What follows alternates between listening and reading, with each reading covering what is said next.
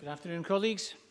We start today's business with First Minister's questions, and as usual, I'm going to ask the First Minister if she can update us on COVID.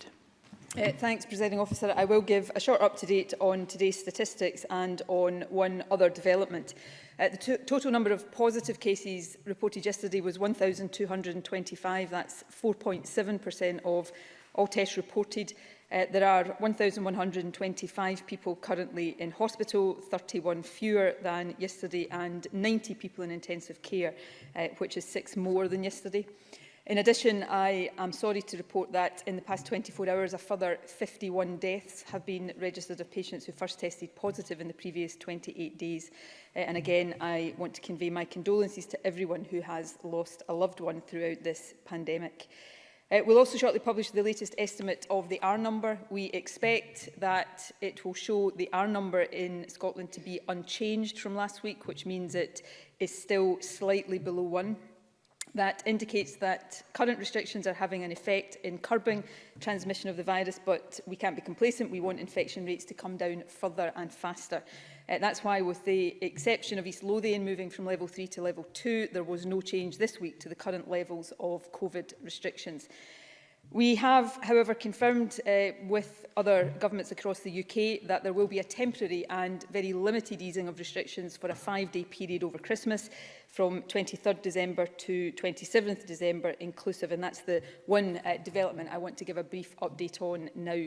The Scottish Government published initial guidance about this Christmas period this morning. It's available for view on the Scottish Government website. The Guidance Presiding Officer reiterates that the safest way for any of us to spend Christmas is with our own household, in our own home and our own local area. Just because we are allowing people to meet up in a limited way does not, of course, mean that people have to do so, and people should not feel under pressure to do so. This virus spreads when people come together, so we are asking everyone to think carefully before using these flexibilities. And of course, with the possibility of vaccines now so close, none of us will want to take unnecessary risks, particularly with older or more vulnerable relatives. So we should all consider whether there are alternative ways to have Christmas contact with those we love this year, for example, by meeting outside on a family walk or by using technology. However, we recognise the reality that at Christmas, some people will feel the need to meet up with others, and so this guidance sets out advice on how to do that as safely as possible, although it's important for me to stress that the advice, even if fully implemented, will not completely eradicate risk. In summary, travel restrictions will be lifted across the UK between 23rd and 27th December, but only to allow travel to join a bubble. There should be no more than 3 households in a bubble, and in Scotland we are asking that this includes no more than 1 extended household. In general, our advice is to keep any bubble as small as possible and to have no more than 8 people over the age of 12 within it. People other than students who share flats should try to stay in the same bubble as each other over Christmas, but if they do join different bubbles, our advice is to isolate from flatmates for around a week, both before and after the Christmas period.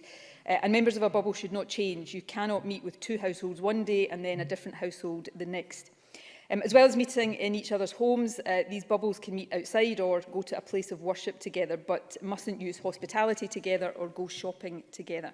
And finally, we are advising that if you want to visit someone over Christmas in a care home or in a hospital, you should not form a bubble. Meeting other people indoors and then visiting someone in one of these settings increases the chances of transmitting the virus within a care home or hospital. We've given very careful thought to this guidance. It hasn't been easy to come to these conclusions. I know that some people will think the guidance is too strict.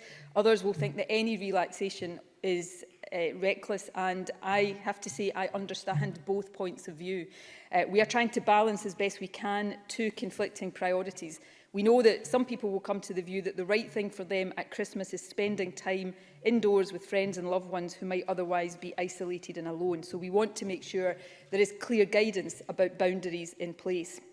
But we also know the virus will not take a break over Christmas, and indoor gatherings present a high risk of transmission. Having people from different generations in particular can be risky, as we know younger people who have to go out to work and can often live in shared accommodation are more likely to have been exposed to the virus. So I would urge everyone to consider carefully what arrangements they make at Christmas and think about the balance of risks involved. I think for all of us, if we can find a different way of marking Christmas this year, the fact is that that will be a safer alternative, albeit a very tough one for everyone.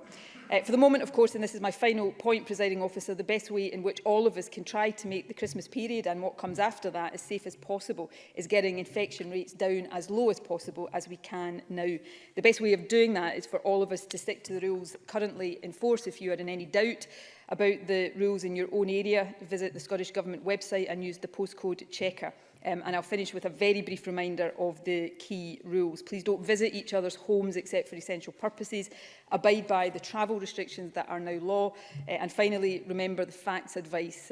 Wear face coverings, avoid crowded places, clean your hands and hard surfaces, keep a 2-metre distance from people in other households and self-isolate and get tested immediately if you have any COVID symptoms.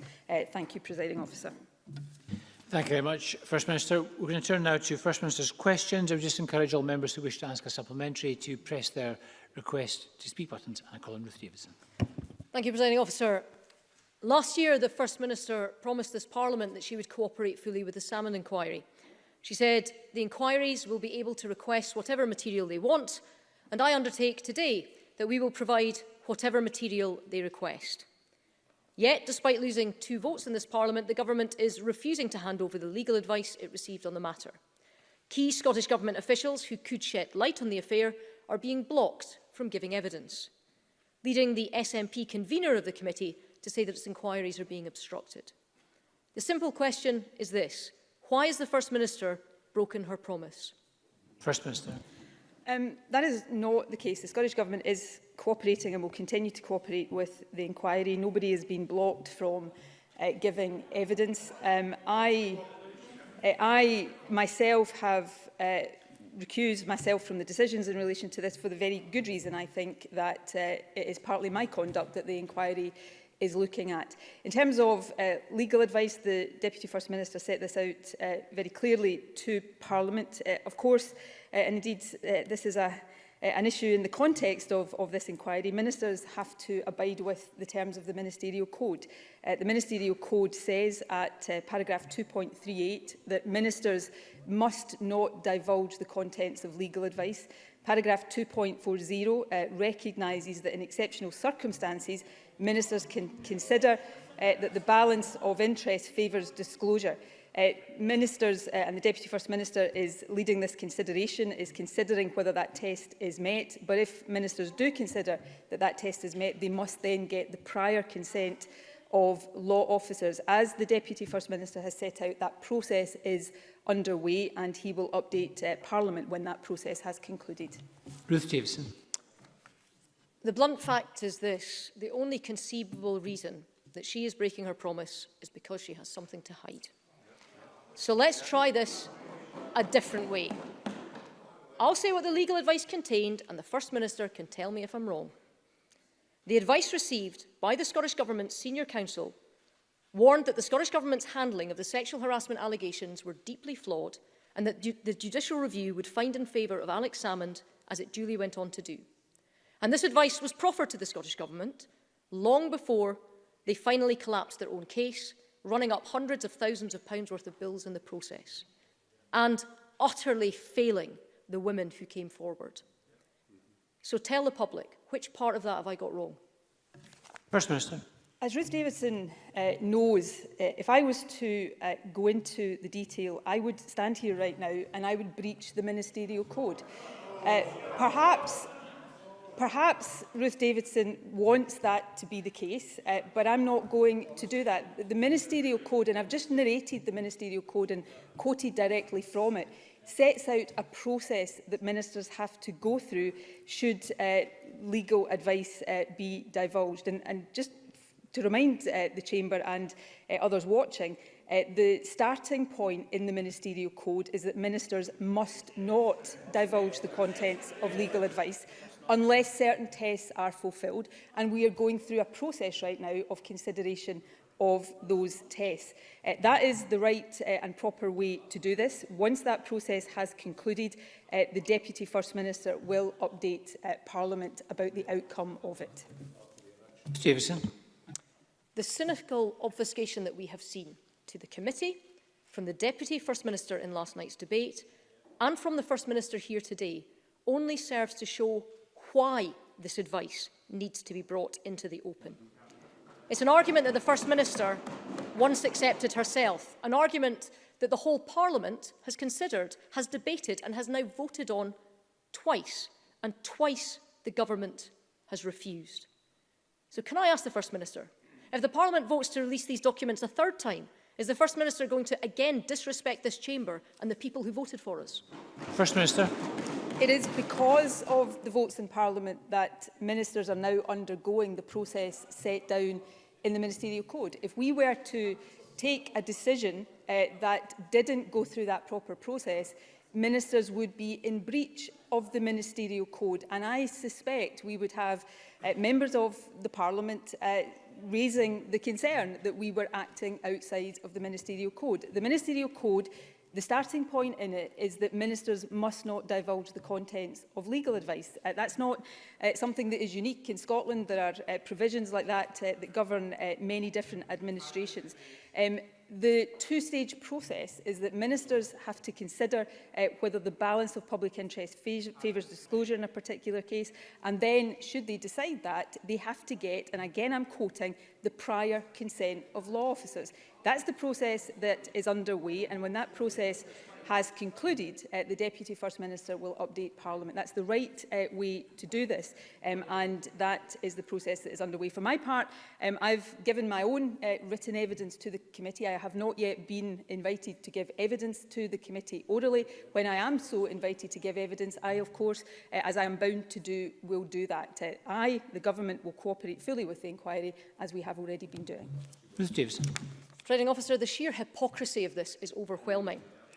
Nicola Sturgeon and the SNP never tire of lecturing anyone who will listen about the will of Parliament and how it should be respected, except, of course, when it doesn't suit their purpose.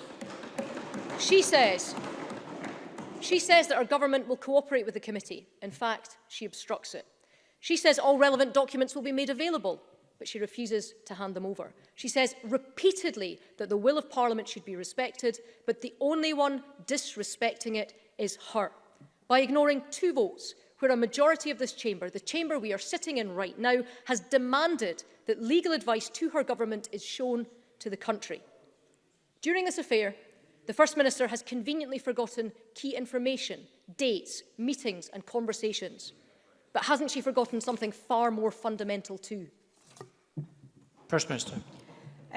The Government is acting in line with the Ministerial Code, and of course Ruth Davidson will, on any occasion where she or her colleagues believe that government or any minister within the government has acted out with the Ministerial Code, of course get up and demand inquiries and investigations and accountability for that. That is right and proper. The government is not ignoring the votes in Parliament. What the government is doing as a result of the votes in Parliament is going through the process that the Ministerial Code explicitly sets out before legal advice can be divulged. If we didn't go through that process, we would be breaching the Ministerial Code, and I'm sure the position of Ruth Davidson would suddenly go full circle and the line of attack on the government would be something completely different. The Deputy First Minister has set out the process that the government is going through. I've set it out again. I've quoted from the Ministerial Code. That process will be concluded, and when it is concluded, the Deputy First Minister will advise Parliament of the outcome. Thank you. Question number 2, Richard Leonard. Thank you, Presiding Officer. The Crown Office is now leading Operation Copper, which is investigating care home deaths in Scotland. Does the First Minister believe that she and her ministers will need to be interviewed over the decisions that they made as part of this investigation? Has she made all evidence and correspondence without reservation available to this investigation? And does the First Minister consider that there was, at the very least, negligence in assuming that care homes could manage the risk of cross-infection? What evidence the Crown Office seek in relation to any investigation that they are involved in, and who the Crown Office chooses to speak to in relation to any investigation they are involved in, is a matter for the Crown Office, and it would be completely wrong for me to seek to comment on that in ways that would be trying in some way to influence the outcome of this or any other investigation. On care homes, as we have discussed many times in the past, the government acted in a way that was intended to protect the population and protect those in care homes as much as possible. I have never ever stood here and suggested that there were not things we got wrong. In the face of a new virus where the challenges were significant, we have sought to learn as we have gone along. We have changed policy, we have changed practice, but our intention and our determination all along have been to take the right decisions to keep the population and particularly vulnerable groups within the population as safe as possible at all times, and that continues to be my daily focus, as it is the daily focus of the entire government. Richard Leonard. I don't think it would prejudice the investigation to give a commitment that all evidence and all correspondence without reservation would be made available. But let me turn to the substance of this, because back in April, when the scale of the tragedy in our care homes was becoming clearer, we were told that COVID-19 patients would require 2 negative tests before being transferred into care homes. Last week, when Neil Findlay highlighted examples of patients who tested positive for COVID being transferred to care homes now, the First Minister stated, "There is no such policy and there will not be one."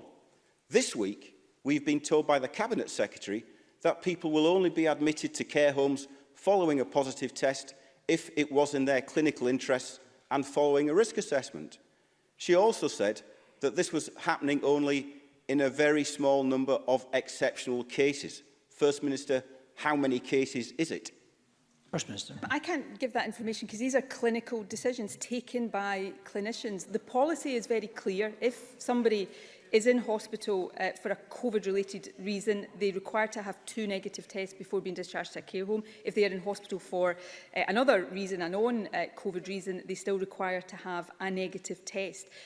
But that is the policy in any situation. I have had lengthy discussions with the Chief Medical Officer and clinicians about this. In any policy, there are ethical reasons and clinical reasons why there have to be exceptions in some circumstances. Perhaps if Richard Leonard doesn't want to take my word on that, let me just share the words of the President of the Royal College of Physicians and Surgeons, Professor Jackie Taylor. She says this: "As doctors, we spend much of our time weighing up risks and benefits and trying to make the best decisions that we can. Policies and guidance are of fundamental importance in clinical practice, but none can cover all eventualities." She goes on to talk about the fact that this is an invasive test and whether there are exceptional circumstances where that test would cause distress to a frail elderly person or where consent could not be obtained, then it would ethically be wrong to carry that out. These are the kind of exceptional circumstances that have to be catered for in any policy in a clinical setting. It does not change the presumption and the policy, which it is, as I have already set out. Richard Leonard. Thank you. But if the Cabinet Secretary for Health describes it as a very small number, I would have thought it would make sense for the government to monitor the number of COVID-positive and untested patients being discharged to care homes. Because during this pandemic, people were discharged from hospital into residential care homes untested. Some even now are being discharged into care homes having tested COVID-19 positive. There is a police investigation into care home deaths. There is the scandal of DNR notices, hospital treatment blocked, PPE shortages, and the denial of visiting rights. And once again, we are learning daily of serious and multiple outbreaks of COVID-19 in residential care homes. In the last month, 223 of our oldest and frailest citizens have lost their lives to COVID in care homes. So we welcome yesterday's announcement that at last the government is going to introduce testing for care home visitors. But in October, the government announced testing for all home care staff, and now they will have to wait until March. In May, some 6 months ago, the government announced routine and regular testing for all care home staff. Yet just last week, 1 in 5 were still not being tested. So what confidence can people have? Residents, families waiting to see their loved ones after months and months of separation, that this time you will move heaven and earth to honour that promise, that this time they will not be let down? First Minister. There's a number of issues in there that all deserve to be addressed individually, and let me try to do so briefly. Before we leave the issue of testing those who are being discharged from hospital to care homes, the policy is very clear, but as with any policy in a clinical setting, it must cater for exceptional circumstances. To complete the quote that I relied on earlier on from Professor Taylor when she refers to the policy, but then says very clearly there are situations where this simply may not be possible. Carrying out an invasive procedure might cause enormous distress and be difficult to conduct. Should this then mean that a patient is denied return to what is essentially their home? The other point that flows from that is that in a care home situation, a 14-day period of isolation must be completed in all circumstances where there is a discharge, whether or not a person has had a COVID test and whether the result is negative or not. So testing is part of the protections in place. It is not the only part of the protections in place. In terms of testing more broadly, care home workers are tested weekly. Not all care home workers will be at work every week, and care home workers, like everybody else, have to consent to being tested. So there is a system of regular routine care home testing, care home worker testing in place, and that is working very well. In order to try to speed up that process, we are also transferring the processing of the testing from the Lighthouse Laboratory Network into the NHS Scotland network, and that is well underway. We are now moving to go beyond that to test designated visitors to care homes, and the Health Secretary set out that will begin in the next month before Christmas, and over the Christmas period, those who don't have access to lateral flow testing, designated visitors will be offered access to PCR testing in the weeks over the Christmas period. And of course, we are moving also to test regularly using lateral flow technology care at home workers. So as the technology develops, as we are able to introduce that new technology, one of the constraints on the position with lateral flow testing right now is that it is not yet MHRA licensed for unsupervised use, which we hope will change soon. But as this new technology becomes available, we are rolling it out and using testing more and more as part of our overall response to COVID. Thank you. Question number 3 from Patrick Harvey, who joins us remotely. Mr. Harvey. Thank you, Presiding Officer. I recognise that there were difficult judgments to make about relaxing the COVID rules over the holidays, especially after public expectations had been built up. But within a day of announcing the looser rules, the First Minister was appealing to the public not to use them. It's a confusing message. And let's look at what the public health experts are saying. Professor Andrew Hayward, a member of SAGE, has said it's likely to lead to a third wave of infection, with hospitals being overrun and more unnecessary deaths. Professor Devi Sridhar said we're going to pay for the Christmas holidays with probably a January national lockdown. This morning at Parliament's COVID committee, the National Clinical Director confirmed that no risk assessment has been made of the impact this relaxation will have. This seems deeply irresponsible. So can the First Minister confirm that this is the case? If so, how will the government ensure that our NHS is prepared for the third wave that the new rules risk creating? First Minister.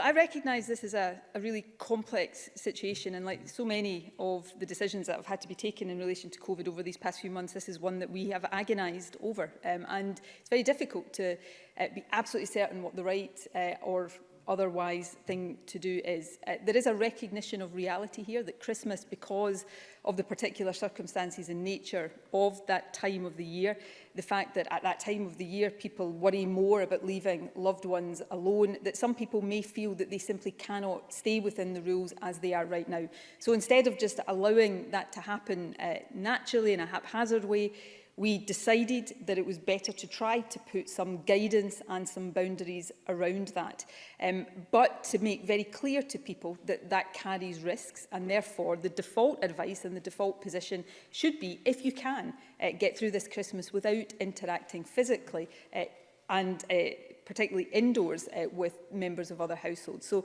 yeah, these decisions, it would be much easier for everybody if these decisions were not complicated and clear-cut in one direction or the other. We try to communicate quite difficult, nuanced messages as carefully as possible.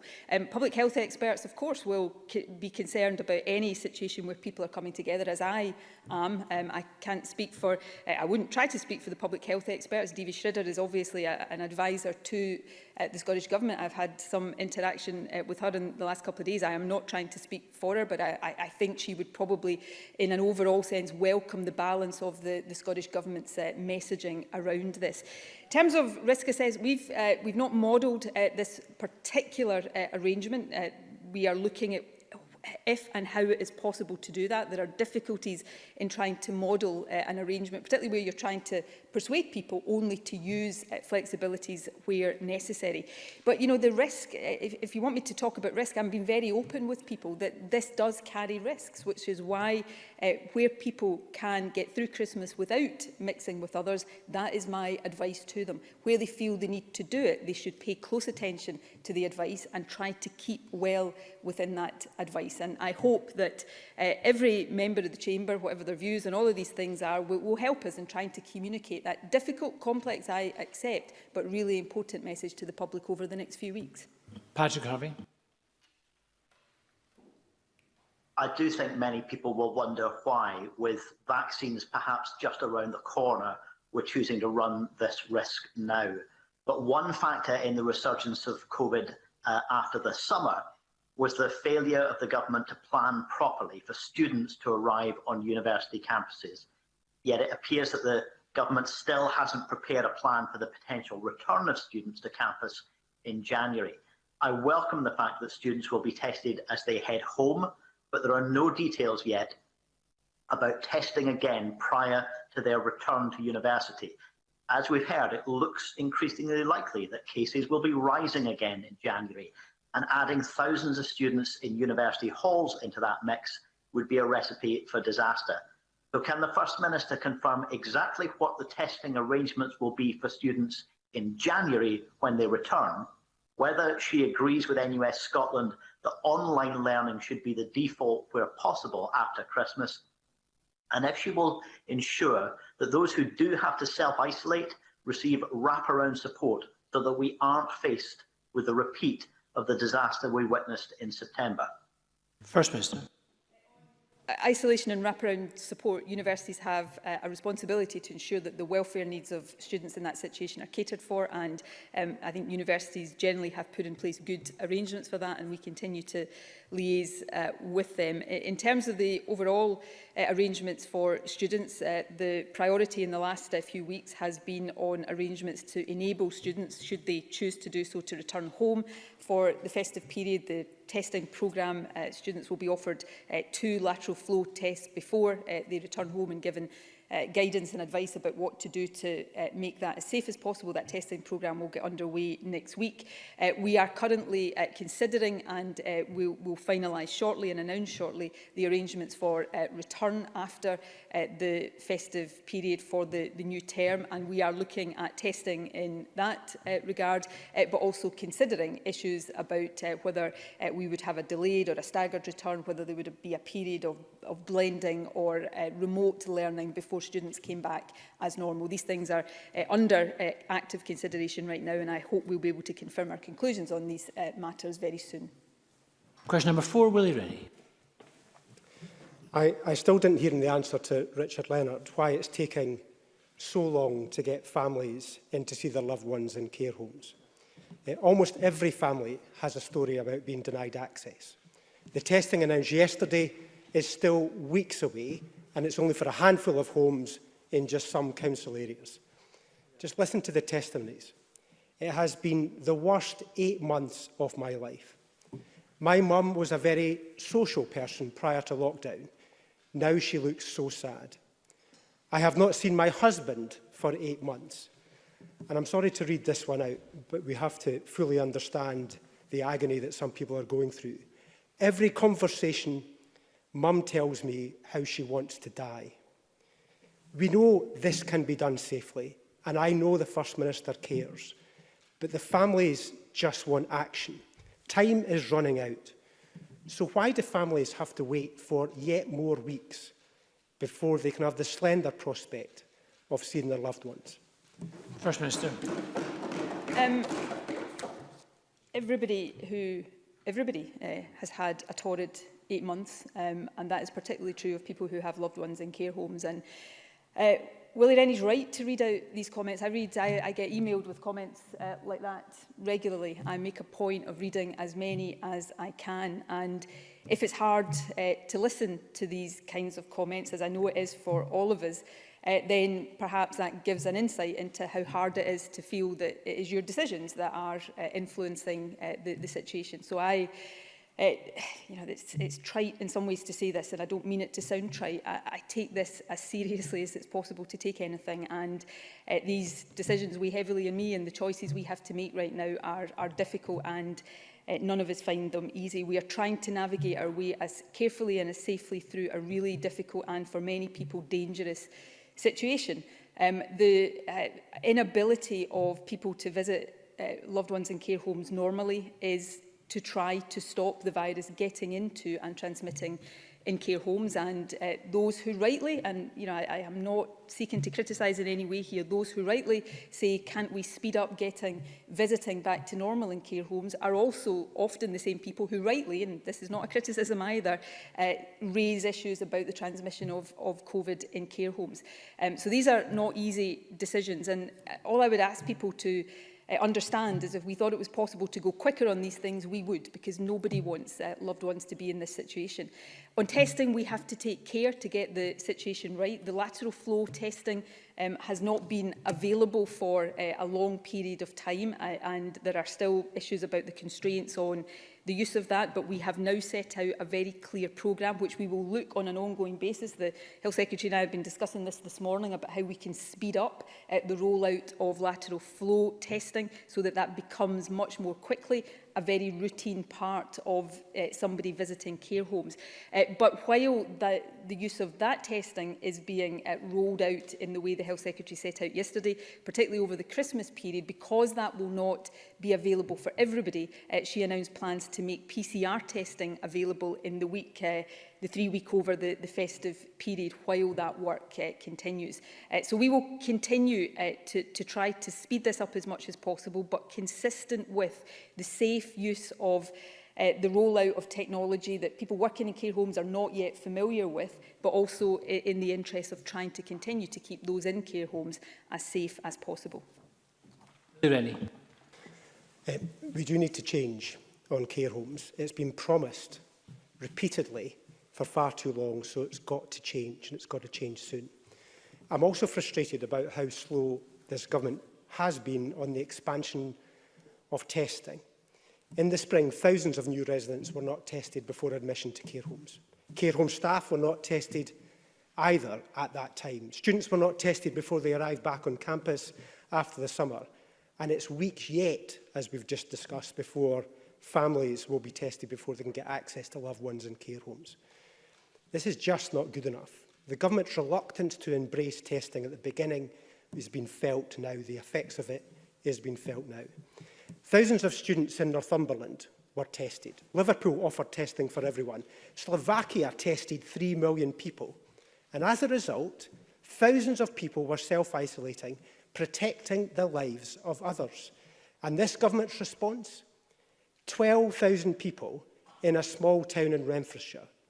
Just when is the government going to catch up on testing? First Minister. Look, it's easy to always stand and say we should be doing things quicker. If I was in opposition, no doubt I'd be doing it as well. But, Willie Rennie used the word reluctance. Why would I be reluctant to do things that could make a difference in the battle against COVID? But often these things are more complex than they appear. We have to roll technology out safely, make sure people are using it properly, that they're trained and supported to use it, and try to make sure that the use of testing, important though it is part of a bigger approach and doesn't inadvertently perhaps undermine some of the other important messages that we're trying to get across. And that work is complex. That work does unfortunately take time. I Frequently, I'm frustrated that things can't go more quickly. But, you know, Willie Rennie, I think, is underplaying some of the work that is being done around testing. Next week, we will start a testing programme for all students. We will continue to look at the role of testing in the student population. You know, he can dismiss a pilot project for mass population testing in Johnstone. It's really important because it's one of the highest prevalence areas in the country right now, and that will allow us to learn a lot about the use of testing in that way to get stubbornly high prevalence rates down. But the Health Secretary talked yesterday about the other work we're doing with all 11 local authorities in level 4 and the 5 health boards that are involved in these areas to roll out a mix of PCR and lateral flow testing across a range of different geographies. We've been looking carefully at Liverpool. The Liverpool pilot's got a lot of hard lessons, particularly about how you make sure you get a good uptake of testing offered like that. So, you know, we'll continue to do this work. We are not reluctant to do anything that will help here, but we are keen to get it right and do it properly, because there are big things, not least human health and life, that are at stake here, and that's why we take these decisions as seriously as we do. Thank you. Question number 5, Alistair Allen. To ask the First Minister whether she will provide an update on the launch of the Scottish National Investment Bank. First Minister. The bank opened for business on Monday and, of course, sees the delivery of a key programme for government commitment. The government will capitalise the bank with an initial £2 billion over 10 years. It's the first mission-oriented bank in the UK and will address key societal challenges, help to shape future markets, I hope spark innovation and deliver a range of environmental, social and economic returns. Its primary mission, rightly so, will be to support our transition to a net zero economy. I believe it is perhaps the most significant economic development in the lifetime of this Parliament, and I think generations to come will look back and understand its importance. Alistair Allen.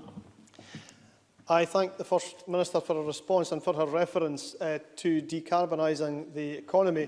As we emerge from the pandemic, can the First Minister advise what the Scottish National Investment Bank will be doing to help Scotland meet its ambitious climate change targets? First Minister.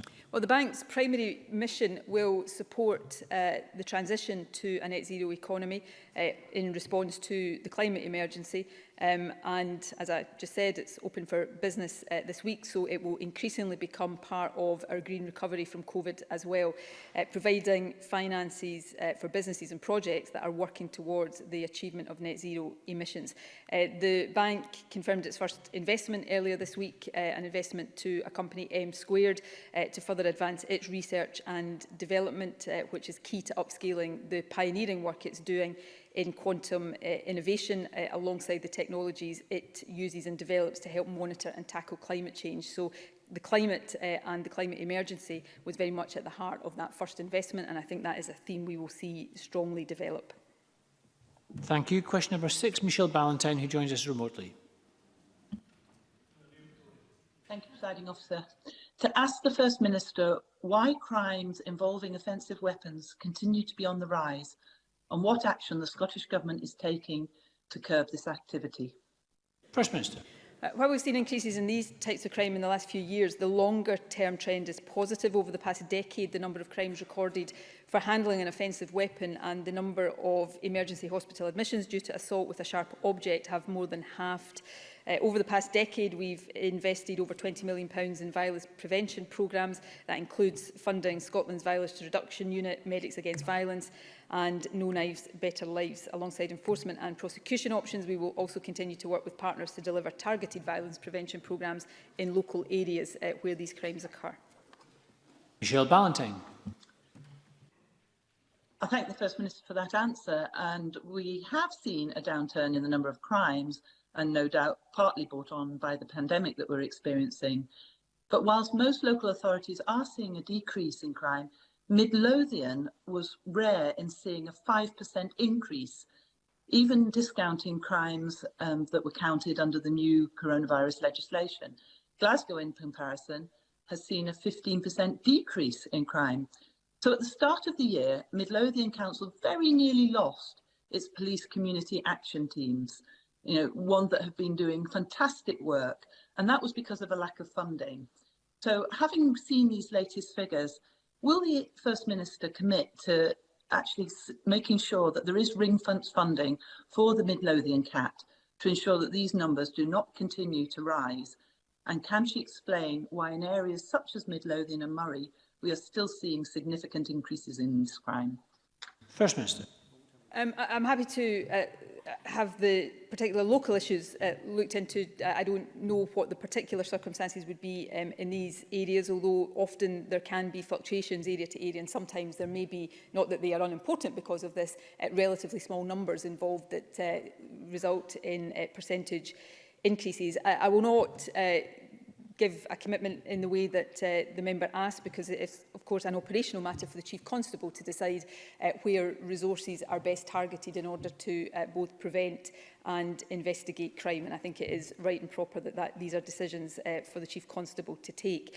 The final point I would make, in a national context, and as with all national figures, of course, there will be local variations within them. But it's not true to say that crime is down because of the pandemic. What we see recorded crime in Scotland at one of the lowest levels since 1974. It's down 41% since 2006. So the long-term trend in crime in Scotland is firmly downwards. I don't think that should give anybody any grounds for complacency, and I know the Chief Constable continues to take all of these matters seriously and take decisions that make sure resources are being targeted where they are most required. Question 7, James Kelly. Thank you, Presiding Officer. To ask the First Minister what action has been taken to address concerns that COVID-19 rates are higher in areas of greater poverty and deprivation. First Minister. Well, obviously, I'm concerned about the overall impact of COVID, but also about the disproportionate effect it is having on certain groups in the population. In terms of understanding why that is the case, there are many experts and researchers doing work to try to get a deeper understanding of the impact of COVID. We know already that some of the issues behind greater levels, in particular ethnic communities and in areas of poverty and deprivation, can be, amongst other things, no doubt, due to housing conditions and more people living in smaller accommodation. More generally, we have tried to put equality and social justice at the heart of our response to COVID. We have provided significant financial support, including a communities package available to help those most in need. We've since increased the initial funding considerably, particularly given additional funding to local authorities in level 4. And of course, we have taken decisions such as the extension of free school meal provision right through to the Easter holidays next year. So we'll continue both to try to understand the reasons for the disproportionate impact of COVID and do everything we can to address the needs of those who are impacted in that way. James Kelly. Yesterday's Daily Record devoted substantial coverage to the scandal of poverty in Scotland, particularly highlighting the fact that a quarter of kids will grow up hungry. In addition to that, a recent survey found that nearly half of people basically ran out of money before they got to the next payday. It's a really desperate situation for many people in the country to be living in. In addition to that, in Glasgow City, where there are a high proportion of COVID hotspots, it also contains 24.8% of the areas of greatest deprivation in the country. So there's a clear link between poverty and COVID rates. Can I therefore ask the First Minister if, in terms of any COVID recovery plan, will the government commit to ensuring that there will be specific packages highlighted at these areas of poverty and deprivation to ensure that these communities are not left behind? Minister. We have sought to do that since the start of the pandemic and, as I said in my initial answer, made significant additional funding available to help specifically with the community impact, recognising the areas of pre-existing poverty and deprivation will be particularly hard hit. We have also made additional money available to local authorities to help with financial insecurity over the winter, and we will be thinking and are thinking right now, and we will make more plans known in the weeks to come about how we particularly help those over the winter period and beyond as we start to recover from COVID. In terms of poverty more generally and child poverty in particular, this government is determined to eradicate child poverty, and we are taking very significant steps to help us do that. We are the only part of the UK introducing the new child payment, which is now open for applications for the first phase of that, with first payments coming early next year. That is the game changer that many poverty campaigners have described, and as a signal of our determination to do everything we can within the powers that we have to tackle poverty and child poverty in particular. And I'm sure we'll have more to say about that in the weeks to come. Of course, there was a missed opportunity yesterday on the part of the Chancellor, who could have made the uplift to universal credit that was introduced for COVID, rightly so, could have chosen to make that permanent and didn't do it. And I hope this whole Parliament will unite and call on him to rethink that and put that wrong right. Move on to supplementaries. Maureen Watt, to be followed by Maurice Corrie. Maureen Watt. Thank you, Presiding Officer. The First Minister will be aware of the hugely worrying outbreak of COVID-linked cases to the Keypat Macintosh Donald factory or plant in my constituency.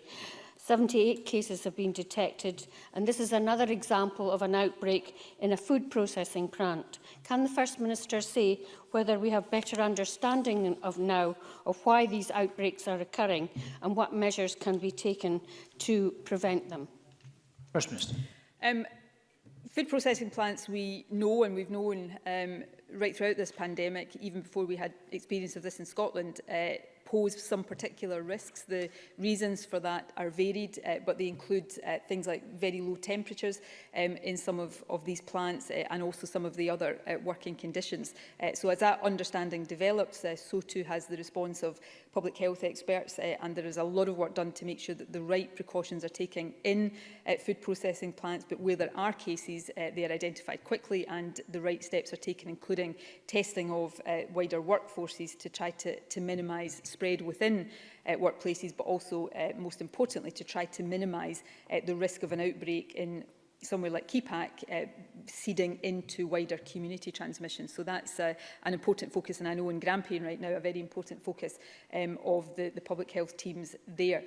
One perhaps more positive thing to say about this, not taken away from the seriousness of the situation, is we have seen, and I have commented on this in the past couple of weeks in the Chamber, we have seen a rise in cases in Aberdeen and Aberdeenshire.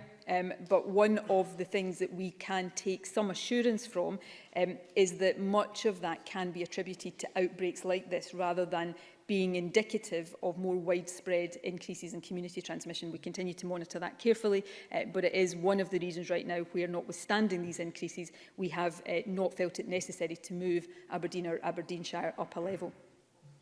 Maurice Corrie, to be followed by Jackie Bailey. Thank you, Presiding Officer. I have been contacted yet again by pharmacies in the Helensburgh and Lomond area in my region who are still unable to access supplies of flu vaccine despite assurances from the Scottish Government that they will get supplies. Will the First Minister agree with me that this is totally unacceptable and therefore ensure that adequate supplies of flu vaccine are made available to pharmacies in my West Scotland region? First Minister.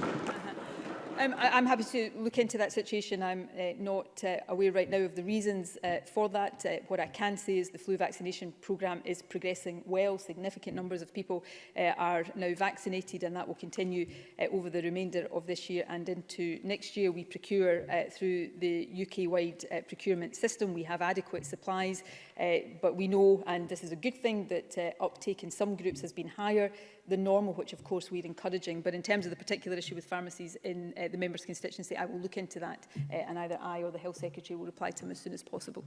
Jackie Bailey, to be followed by Joan McAlpine. Thank you, Presiding Officer. Western Berkshire was raised to Tier 4 last Friday, despite a 35% decrease in the number of positive cases in the precinct.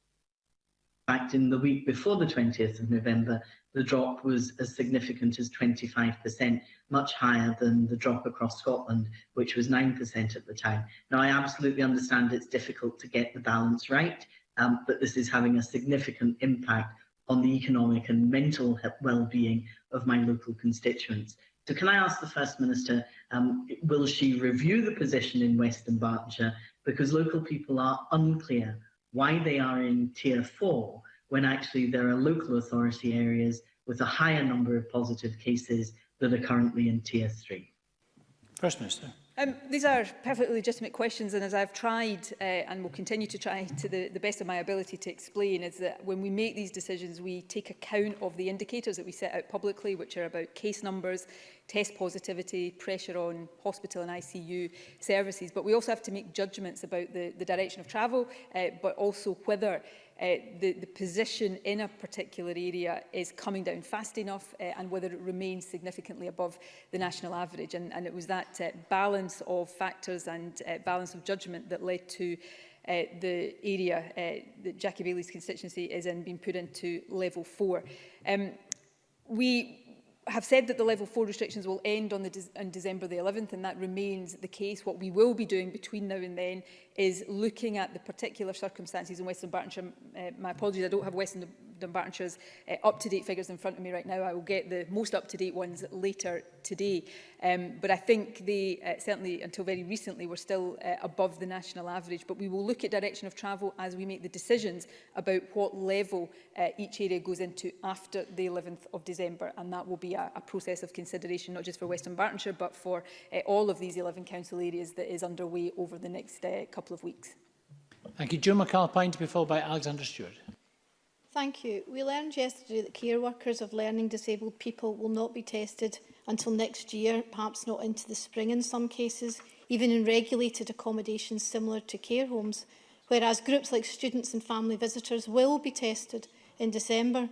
The Scottish Government's guidance for testing says that vulnerable groups will be prioritised, and we know from Public Health England recent data that learning disabled people's deaths from COVID are 6 times higher than general population, rising to 30 times higher in younger groups. And of course, it's more difficult for this group to take the additional measures to protect themselves, such as social distancing and face mask wearing. So therefore, can the First Minister explain the clinical reasons why the protection of this vulnerable group doesn't appear to be a priority in the testing rollout? Thank you. First Minister. It's not that it's not a priority. There are different practical challenges with different groups that we are expanding testing to, and they have to be properly considered and thought through. The rollout to this group begins actually in January, and then that will be completed as quickly as it's possible. These practical challenges look at the settings in which people are in, who will be administering tests, and obviously the availability of tests. So we will continue to do that as quickly as possible, and the Health Secretary will keep the Chamber updated as appropriate. Alexander Stewart to be followed by Daniel Johnson. Thank you, Presiding Officer. First Minister, the National Farmers Union of Scotland has raised serious concerns regarding the issue of fly tipping in rural communities during the pandemic, not just in my region, but right across the length and breadth of the country. They have received widespread reports of dumping of commercial, human and hazardous materials which require specialist treatment to be removed. One of the major areas of concern is that there seems to be a fragmented approach across local authorities with no universal mechanism for recording and reporting of fly tipping. Therefore, will the First Minister join with me and the NFUS calling for the creation of a national database for fly tipping as a matter of urgency? First Minister. We will give that consideration, as we will any reasonable suggestions that are made by organisations like the NFUS.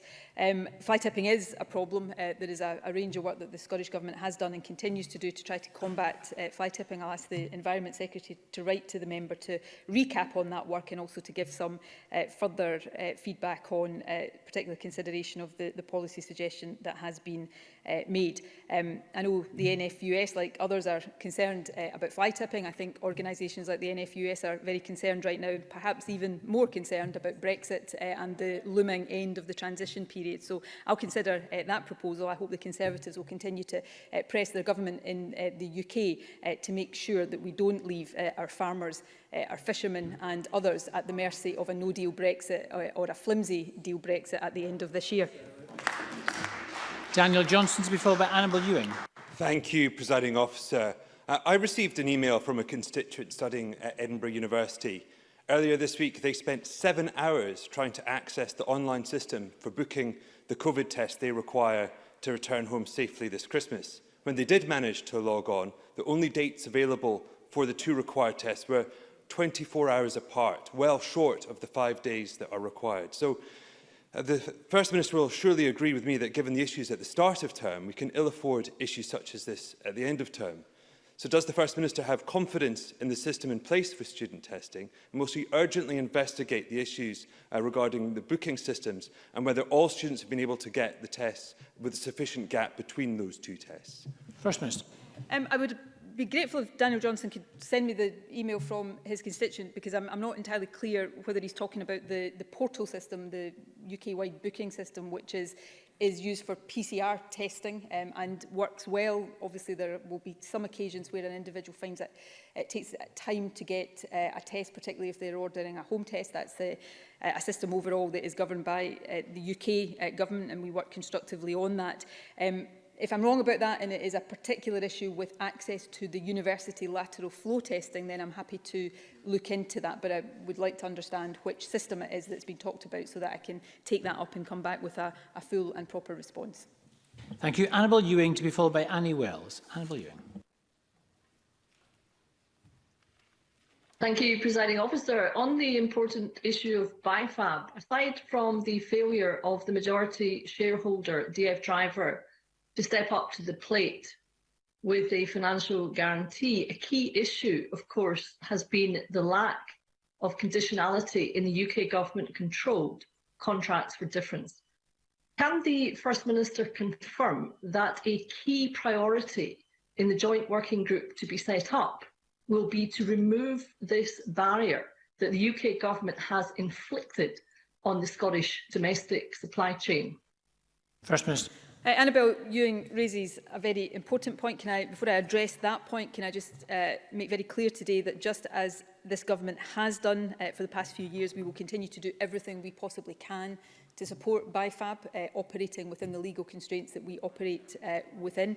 In terms of the particular point that Annabel Ewing raises, that it's an important one, and anybody who cares about places like BIFAB should recognise the importance of this point. We've called, and people will have heard me do it in the chamber many times before, we've called on the UK government for some time to make greater use of supply chain plans as part of the contract for difference process, and also to remove the loophole so that we can ensure greater use of domestic renewable energy supply chains. So we welcome the announcement that the UK government will shortly consult on the supply chain plan, and we hope that shift will allow our domestic supply chain to benefit more from future developments around our natural energy resources. Both governments are working to finalise and agree the terms of reference of the working group, but I hope that it can make a significant contribution to strengthening renewables in Scotland. Annie Wells to be followed by Colin Smith. Thank you. Presiding Officer, last year 4 in 10 council planning decisions that were appealed to SNP ministers were overturned. That means hundreds of developments going ahead against the wishes of democratically elected local representatives. Will the First Minister support Scottish Conservative proposals to restore local decision-making and stop central government in Edinburgh undermining local communities? First Minister. I'd be really cautious about giving a commitment to back the Tories on planning policy, to be perfectly honest. On the issue of, there is a statutory process for planning permissions. There is I don't have the figures in front of me today, but there's a relatively small percentage of planning applications that come to Scottish ministers, and I think of that, a relatively small percentage result in a different decision from the one originally taken. But there's a very rigorous process that has to be gone through. That includes real independence of the approach ministers take, and I think that is right and proper. What I do know that from and I know this from a constituency perspective as well as from the perspective of a minister, is that on most planning applications, whatever the outcome, some people will think it is the wrong decision and some people will think it is the right decision, and that is why it's really important that there is the rigorous process in place that we have in place right now. Colin Smith to be followed by Shona Robertson. Thank you, President Officer. I received an email from a family who live in East Ayrshire on the boundary with neighbouring South Ayrshire. Although the kids can travel each day to their nearest school in South Ayrshire, they can no longer take part in their twice-weekly organised outdoor activity with the same kids from the school because that activity takes place in South Ayrshire, half a mile from the family home. That's despite the fact that both East and South Ayrshire are at the same level of restriction, and despite the fact even under those restrictions, organised outdoor activity is rightly allowed.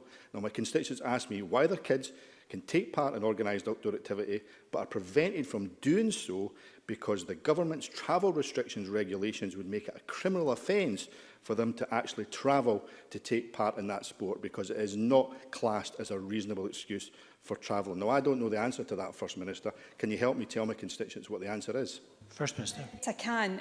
Two reasons, and they are interrelated and interconnected.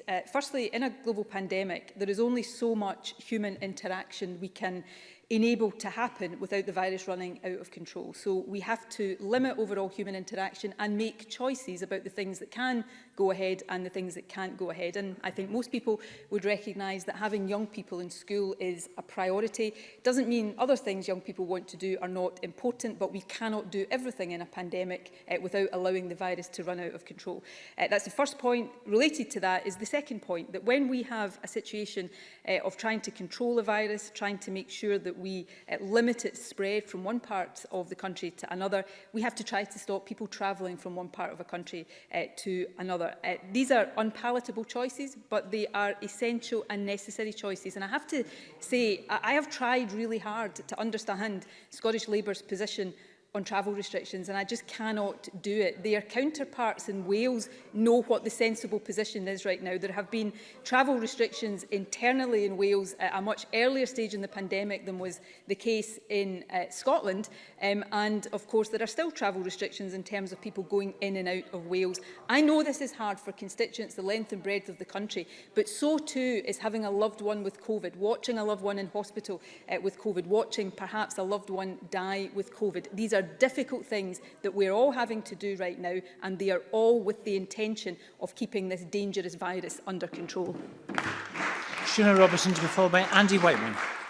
Does the First Minister agree that the Westminster Government's announcement yesterday to freeze public sector pay for so many on the front line, scrap the proposed increase in the national minimum wage, and the failure to extend the £20 uplift to universal credit and working tax credit beyond next year will leave many Scottish families struggling to feed and clothe their children?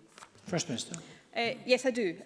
I know how difficult it is for the UK Government to balance the financial challenges and fiscal challenges right now, as it is for all governments. I welcome many of the decisions the Chancellor has taken during COVID and have been very open about that. But as we come out, hopefully, of this pandemic and start to rebuild, we cannot have the natural Tory instinct of allowing the burden of that financially to fall on those who can least afford it. And I think many aspects of the Chancellor's statement yesterday seem to herald a new age of austerity for public sector workers, for low-income people and for those already living in poverty. And this Parliament has to stand up firmly against that and on the side of those who need us most. Andy Whiteman to be followed by Liam MacArthur.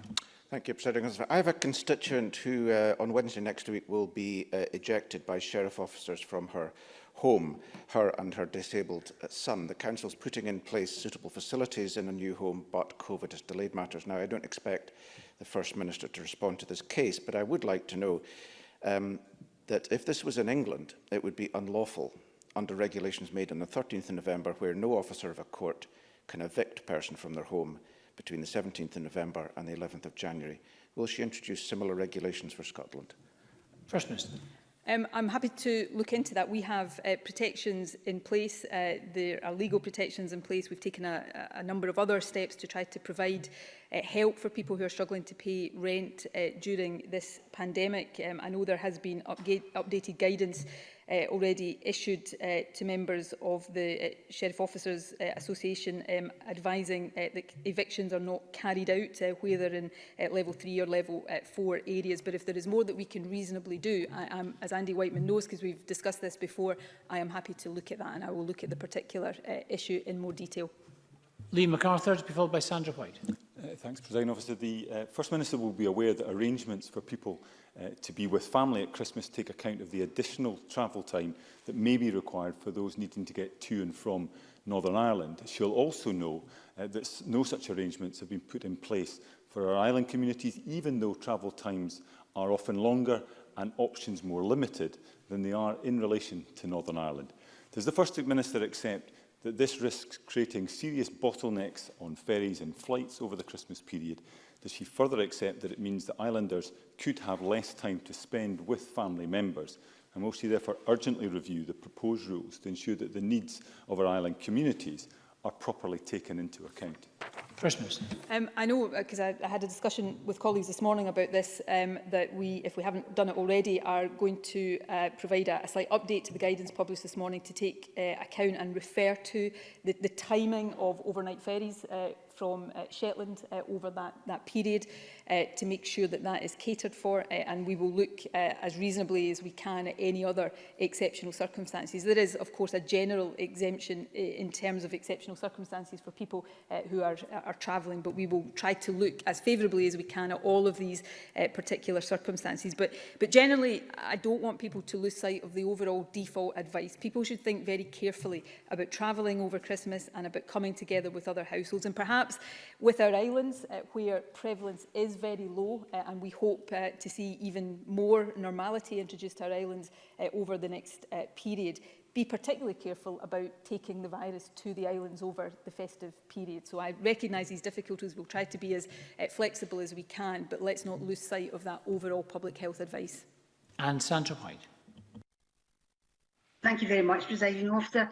First Minister, 3 in my constituency are not renewing your contract with Capita at Sky Park, also my constituency. This is resulting in 500 job losses over the next couple of months.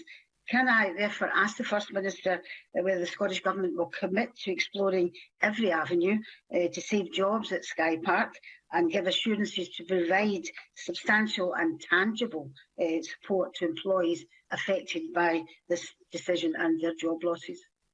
First Minister. Well, I was obviously concerned to learn that Capita has entered into consultation with its customer service staff that support the 3 UK contract. I know this will be a worrying time for those workers, and that is particularly so given the difficult time that the whole country is going through.